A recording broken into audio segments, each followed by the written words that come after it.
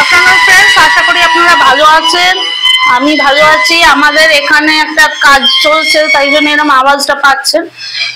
আজকে ব্লগটা আমি অনেক দেরি করে শুরু করলাম, এই জন্যই, কারণ আমার মনটা একটু খারাপ আছে। যাই হোক, মনটা খারাপ এই জন্যই কারণ আজকে 26 জুলাই, মানে 5 মাস হয়ে গেল সৌনক নেই।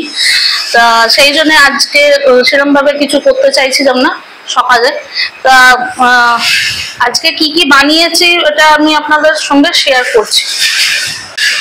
আজকে 26 জুলাই বলে, মানে যেহেতু সৌনক খুব চিংড়ি মাছ খেতে ভালোবাসতো, লাস্টেও আমাকে বলেছিল, আমি অর্ডার দিয়ে নিয়েছিলাম। ও যদিও কুমড়ো দিয়ে চিংড়ি মাছ খেতে ভালোবাসতো, তা আমি এখানে যা বৃষ্টি হচ্ছে কলকাতায়, কুমড়ো আমি পাইনি।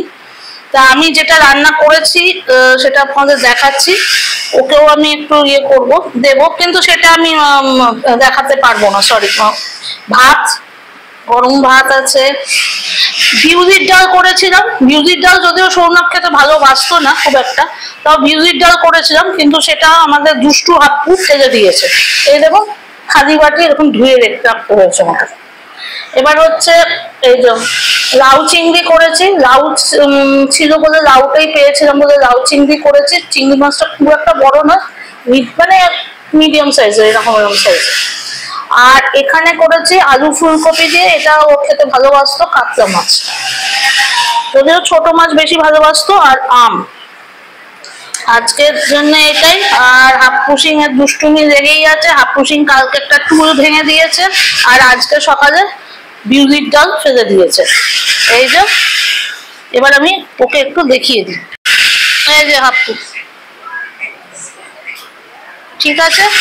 আজকের মতো এতটাই, আমি আর এর বেশি আজকে আর কিছু বললাম না। 5 মাস হয়ে গেল একজনকে ছেড়ে রয়েছি, খুব একটা ভালো যে লাগছে সেটা নয়। যাকে মনে হয় ফিরে আসবে, কিন্তু সেটা তো পারবে না। তা আজকের মতো এতটাই। Okay, bye, see you in next blog.